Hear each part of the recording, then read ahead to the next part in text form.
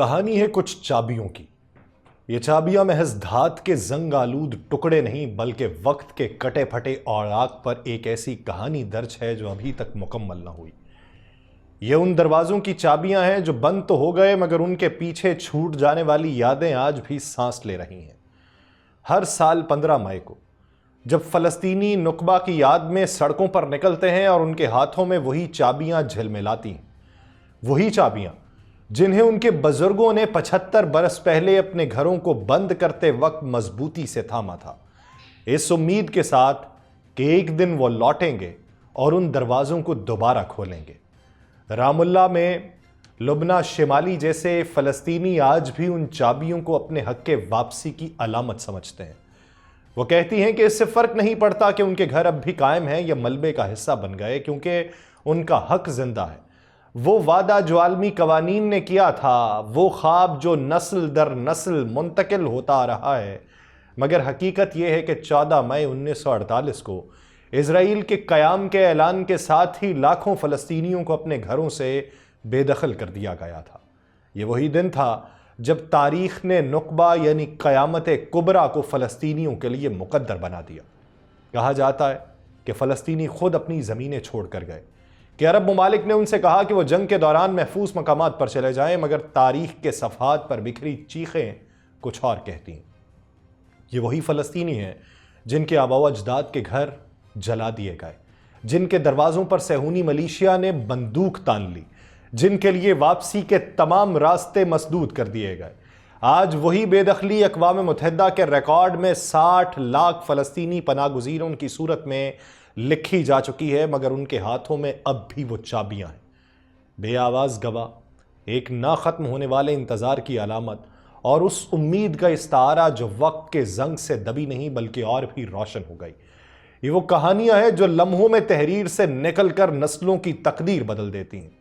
فلسطین کے شاعر محمود درویش کے شہر البروح کے ساتھ جو ہوا وہ ایک دردناک حقیقت بن کر سامنے آیا، جب اسرائیلی فوجی 11 جون کو تقریباً 10 کلومیٹر ایکرے سے دور البروح پہنچے تو وہاں بسنے والے لوگوں کے لیے ایک بھیانک پیشگوئی کی طرح وہ دن تھا۔ چند دنوں میں جہاں کبھی زندگی کی رونق تھی وہاں صرف ملبے اور خالی عمارتوں کے نشان رہ گئے۔ محمد قیال جیسے افراد جو اس سانحے کا حصہ بنے اس وقت کی حالت کو یوں بیان کرتے ہیں کہ جیسے کچھ لمحوں میں ایک پوری دنیا بکھر گئی ہو۔ ان کے خاندان کو جب فوجیوں کی آمد کا پتہ چلا تو وہ فوری طور پر اپنا سب کچھ چھوڑ کر شہر کی طرف بھاگنے لگے۔ زیتون کے درختوں کے نیچے کئی دن گزارنے کے باوجود وہ نہ صرف اپنے گھر بلکہ اپنے طرز زندگی کو بھی ہمیشہ کے لیے کھو بیٹھے تھے۔ قیال کی کہانی اس وقت کی معصومیت کی گواہی دیتی ہے جب زندگی معمول پر تھی، جب ان کے والدین کے پاس زمین تھی، درخت تھے اور اپنے پسندیدہ گانے اور کانسرٹس میں حصہ لینے کے لیے حیفا جانا ان کا معمول تھا۔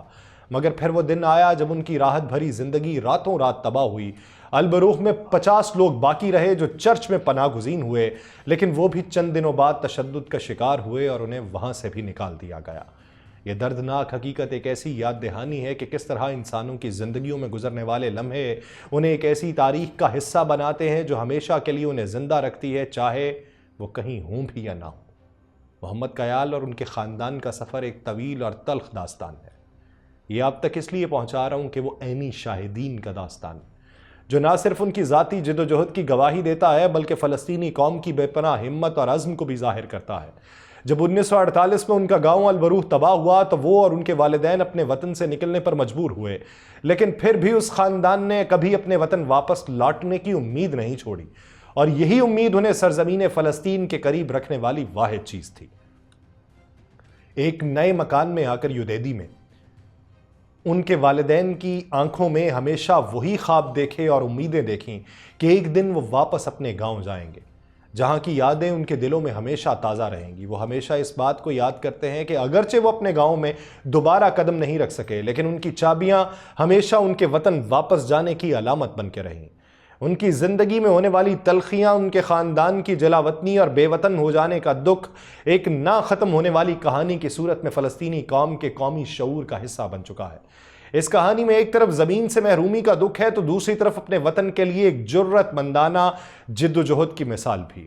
راشد خالدی جیسے محققین کے مطابق فلسطینیوں کی چابیاں ان کے وطن کے لیے ہمیشہ ایک امید کی علامت رہی ہیں، چاہے وہ اپنے آبائی گاؤں دوبارہ نہ دیکھ پائیں گے، لیکن ان کی چابیاں ہمیشہ ان کے دلوں میں وطن واپس جانے کا خواب زندہ رکھتی ہیں۔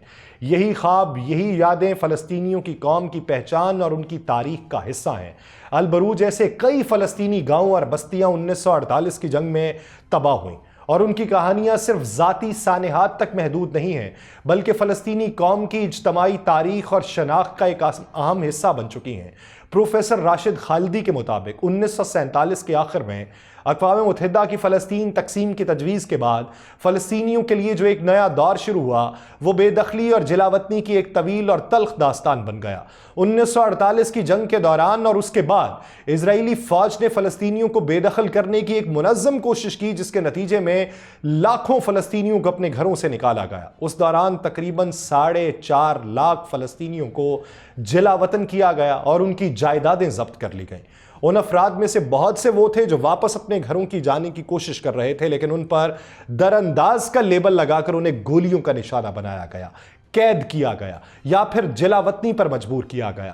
یہ سلسلہ اتنا بدتر تھا کہ جہاں فلسطینیوں نے مزاحمت کی، وہاں خونریز واقعات پیش آئے، جیسے دیر یاسین اور تنتورا میں، جہاں بے گناہ فلسطینیوں کا قتل عام ہوا۔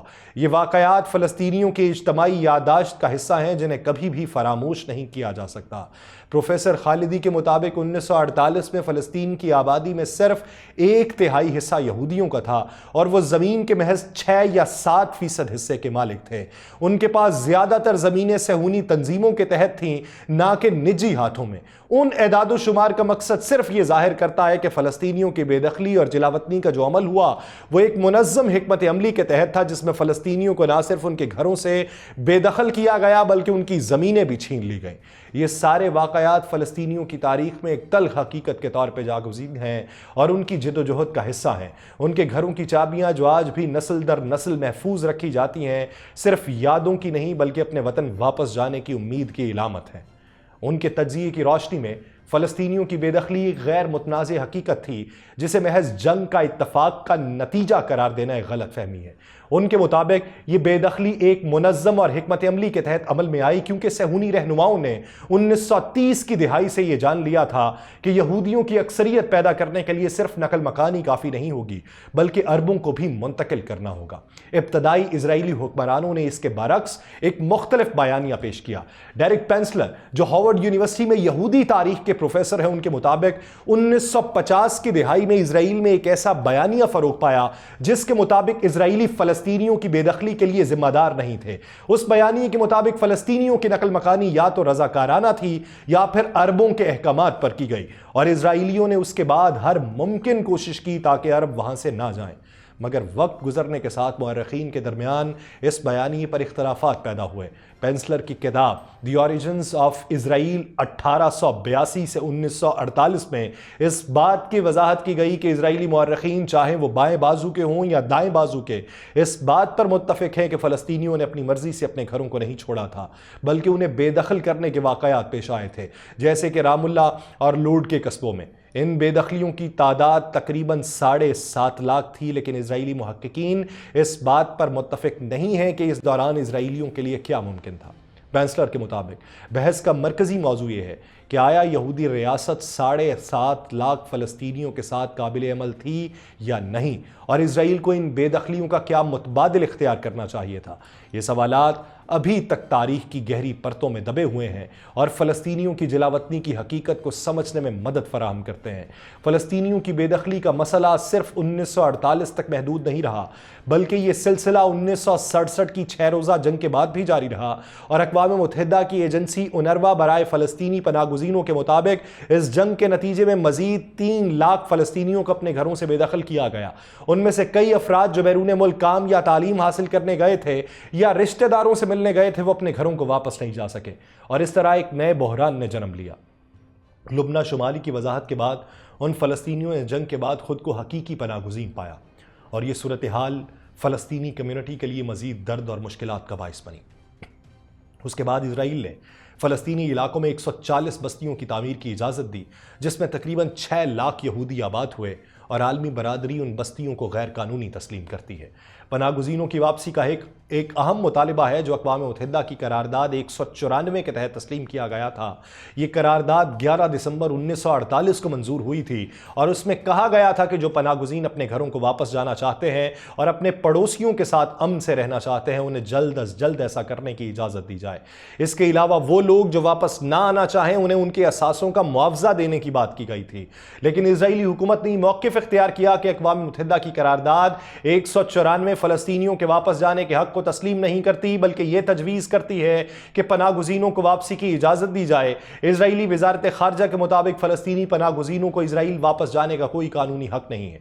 डेरेक पेंस्लर के मुताबिक 1950 की दिहाई में इजरायली हुकूमत ने यह बयानिया तश्कील दिया कि अरबों ने जंग शुरू की और उसके नताइज को भुगतना पड़ा, और ये बयानिया आज तक इजरायली सियासत का हिस्सा है। इस मौक़िफ़ ने अरब इजराइल तनाज़े के हल में एक बड़ी रुकावट खड़ी कर दी। इजराइल की आबादी तकरीबन 90 लाख है और उसका मौक़िफ़ है कि वो 50 लाख से ज़्यादा पनाह गुज़ीनों को वापस नहीं आने दे सकता, क्योंकि उसका मतलब यहूदी रियासत के तौर पर इजराइल के वजूद का खात्मा होगा। और ये बात फ़लस्तीनियों की वापसी के हक़ पर इजराइल और आलमी बरादरी के दरमियान एक पेचीदा और हसास मसला बन गई है। मुझे दीजिए इजाज़त, अल्लाह निगहबान।